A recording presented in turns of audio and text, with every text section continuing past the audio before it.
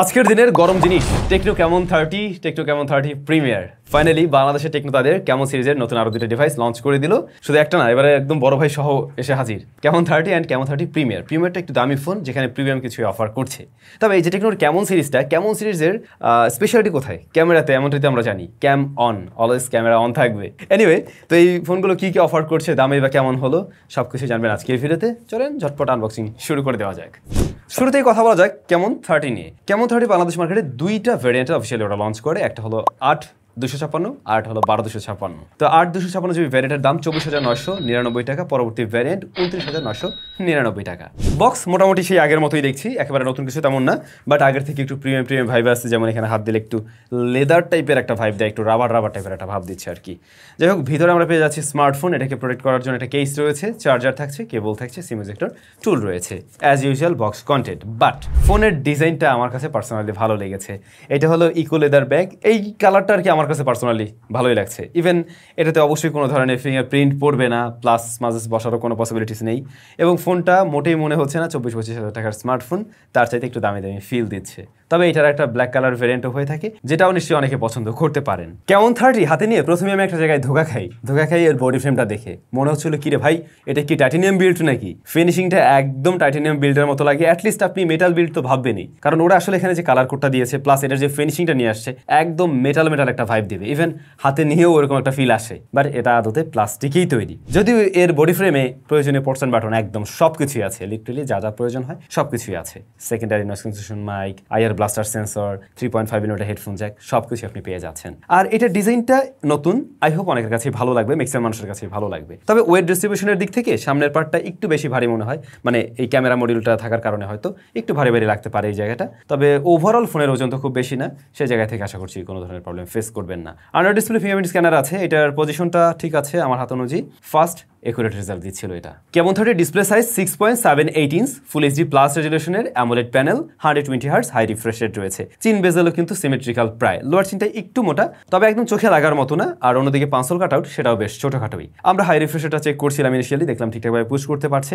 এই ডিভাইস নিয়ে আউটডোরে ব্যবহার করা হয়নি, আর আজকে একদম ডিরেক্ট সানলাইটও নেই, আপনারা জানেন। সো বাইরে কেমন কি রেজাল্ট দেবে, মানে ডিরেক্ট সানলাইটে, সে ব্যাপারটা আমরা না হয় ফুল রিভিউতে জানাবো। আপাতত ভালোই লাগছে আর কি ডিসপ্লেটা, এবং কালারফুল ডিসপ্লে, মোটামুটি সবকিছু মিলে ঠিকঠাক মনে হচ্ছে আমার।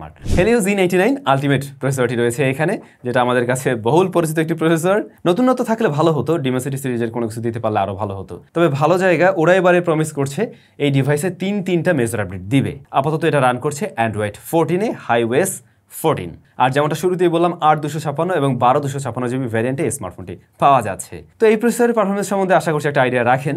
দেখা যাক ফুল রিভিউতে এগুলো নিয়ে বিস্তারিত অবশ্যই আমরা আলোচনা করব। যেহেতু এটা ক্যামন সিরিজের ডিভাইস, তো ক্যামেরাতে অবশ্যই স্পেশালিটি থাকা চাই। ওরা এখানে 50 মেগাপিক্সেলের একটা ডিরেক্ট সেন্সর দিয়েছে, মানে 12 মেগাপিক্সেলকে পিক্সেল বেনিং টেকনোলজির মাধ্যমে 50 করা হয়েছে এমন কিন্তু না, এটা ডিরেক্ট 50 মেগাপিক্সেল। তবে 50 মেগাপিক্সেলকে আপনি আবার চাইলে 108 মেগাপিক্সেল কনভার্ট করতে পারবেন, সেরকম অপশন এখানে আছে। তো এই যে সেন্সরটা, এটা মূলত স্যামসাং এর ISOCELL JN5, আর এটাতে আপনারা ওয়াইএস পেয়ে যাচ্ছেন। পাশাপাশি আরো দুইটা দুধভাত সেন্সর আছে, ও দুটোকে বাদ দিয়ে একটা আলট্রাওয়াইড দিলে ওইটা বরং আমাদের কাজে লাগতো। কোম্পানি এখন আর এগুলো দেয়ই না, বইলাও মনে আর লাভ নেই। Front facing camera 50 megapixel. এই ফোন হাতে আসছে মাত্র একদিন, তো এটা দিয়ে ওইভাবে ছবি তোলা হয়নি। আপাতত দুই একটা শেয়ার করে দিলাম। এই হচ্ছে ছবির স্যাম্পল, আমরা ফুল রিভিউতে ইনডেপথ এগুলো নিয়ে আলোচনা করব নিশ্চয়ই। তবে ক্যামেরাতে পোলারিস AI টেকনোলজি ব্যবহার করছে ওরা, যতটুকু জানলাম। এই সিস্টেমটা কাজ করবে এভাবে, লাইক আপনি লো লাইটের দিকে যখন ছবি তুলবেন, প্রত্যেকটা ফ্রেমে ওরা আলো বাড়িয়ে দিয়ে ছবিটাকে আরো বেশি ঝকঝকে ফকফকে করে প্রেজেন্ট করবে। এমনিতে যদি নরমালি আপনি এক্সপোজার বাড়াতে যান, সেক্ষেত্রে দেখবেন কিন্তু হাইলাইটেড এরিয়াগুলো ঝলসে ফেলে। ও এখানে ব্রাইট করে দেবে, কিন্তু হাইলাইটেড এরিয়াগুলোকে ঝলসে ফেলবে না, সবগুলোকেই ব্যালেন্সে রাখবে। এছাড়াও এই ডিভাইসে আরও বেশ কিছু AI এর সুবিধা পাওয়া যাবে, যেমন পোর্ট্রেট মোডে ছবি তুলে সেই ছবিগুলোকে আপনি ওই যে মিড জার্নি দিয়ে যেমনটা আমরা আর কি ছবি তৈরি করি, সেরকম বেশ কিছু ফিচার এখানে আছে। দেখা যাক এগুলো আমরা ব্যবহার করি, কেমন কি এক্সপিরিয়েন্স হয়, সবকিছু নিয়ে আমরা ফুল রিভিউতে অবশ্যই ইনডেপথ আলোচনা করতে পারবো। আর এই ডিভাইসে Dolby atoms stereo sound system আপনি পেয়ে যাচ্ছেন, দুইটা স্পিকার রয়েছে। ইনিশিয়ালি লাউডনেস ভালোই লাগছে এবং সাউন্ড কোয়ালিটিও ভালো পেয়েছি। রয়েছে 5000 mAh এর ব্যাটারি এবং 70 ওয়াটের চার্জিং সিস্টেম এর বক্সেই পেয়ে যাচ্ছেন। এটাকে অবশ্যই স্ট্যান্ডার্ড চাইতেও উপরে বলতে হচ্ছে, এরকম প্রাইস পয়েন্টের একটা ফোন হিসেবে 25,000 টাকা এই জায়গাটা ভালো আছে। তো সব মিলে এই ছিল টেকনো ক্যামন 30। এবার যদি আসে বড় ভাইয়ের কাছে, টেকনো ক্যামন 30 প্রিমিয়ার, এর বক্স কন্টেন্টও সেম, তবে এখানে যে কেসটা আমরা পেয়েছি এটা কিন্তু স্পেশাল। এটাও প্লাস্টিকের তৈরি ঠিকই, বাট একটা লেদার ভাইব দেয় আর কি, সুন্দর এটা। আর ফোনটা হাতে নিয়েই মনে হবে এটা প্রিমিয়াম ডিভাইস, দাম বেশি হবে খুব সহজেই বোঝা যায়, কারণ ফোনটা বেশ ভারী একটা ফিল দেয়, পাশাপাশি মেটাল বিল্ড যেহেতু ওই ফিলটাও আপনি হাতে পাবেন। আর ডিজাইন, রিয়ার প্যানেলটা অলমোস্ট সেম টাইপেরই, কাটআউট ওরা রাখছে, ক্যামেরা কাটআউট প্লাস ডিজাইন সবকিছু অলমোস্ট সেম। তবে এখানে যে পার্টটা রয়েছে এটাও একদম মেটাল বিল্ড টাইপের একটা ফিল দেয়, যদি মেটাল নাও হয় উপরে যে ইলেকট্রোপ্লেটিং করা হয়েছে ওর ফলে আর কি মেটাল একটা ভাইব দেয়। বাট হ্যাঁ, বডি ফ্রেমটা অবশ্যই আলাদা দিয়ে তৈরি। আর এই অংশটা লেদার ফিনিশড, খুবই সফট, মানে দারুণ লাগে, হাত দিলে পরে খুব সফট একটা ফিল দেয়। এটাতে আমরা প্রয়োজনীয় পোর্টস অ্যান্ড বাটন সবকিছু পেলেও 3.5 মিলিমিটার হেডফোন জ্যাকটা আবার পাইনি, এর বাইরে সবকিছুই আছে। In display fingerprint scanner, position আগেরটার মতোই সেম এবং ফাস্ট প্লাস একুরেট, আগেরটার চাইতে এটা আরও বেশি ফাস্ট কাজ করছে। ডিসপ্লে সাইজটাও সেম 6.78 ইঞ্চ, তবে এবারে রেজলিউশন বেড়েছে 1.5K রেজলিউশনের এই প্যানেলটাও AMOLED panel, 120 hertz high refresh rated এবং এটা অবশ্যই এলটিপিও প্যানেল। এবং চিন বেজেলের ক্ষেত্রে আগেরটার চাইতে এটা আরও বেশি ন্যারো, এটা দেখতে আরও সুন্দর লাগছে। প্লাস এইটার টাচ রেসপন্স মনে হচ্ছে আরও বেশি রেসপন্সিভ, আরও বেশি ব্রাইট একটা ডিসপ্লে। অবভিয়াসলি এটার ব্রাইটনেস আপনারা আরও বেশি পাবেন এবং এটার ডিসপ্লের এক্সপিরিয়েন্স অবশ্যই হাই মিড রেঞ্জ প্রাইস পয়েন্টের একটা ডিসপ্লের মতোই মনে হচ্ছে। প্রসেসর হিসেবে রয়েছে MediaTek Dimensity 8200 ultimate 5G processor এটা। আর এই স্মার্টফোনটা বাংলাদেশ মার্কেটে একটি ভ্যারিয়েন্টে লঞ্চ করা হয়, 512GB ভ্যারিয়েন্টে, এবং এর দাম রেখেছে 69,999 টাকা, মানে 70,000 টাকা। প্রাইসটা হয়তো একটু বেশি লাগছে, হ্যাঁ টেকনোর ফোন হিসেবে আমাদের কাছে দামটা একটু বেশি লাগছে, ওরা যেহেতু এই হাই এন্ডের ফোনগুলো একটু কমেই নিয়ে আসে। বাট কম্পিটিটরদের সাথে কম্পেয়ার করতে গেলে খুব একটা আসলে এরকম প্রাইস পয়েন্টে অফিসিয়াল কম্পিটিটর তো পাওয়া যাবে না। অন্যদিকে আমার যা মনে হয় এই ফোনটার দাম একটু বাড়তি হয়ে যাওয়ার পেছনে মেইন রিজন হতে পারে এই ডিভাইসটা বাংলাদেশে কিন্তু অ্যাসেম্বল করা হয়নি।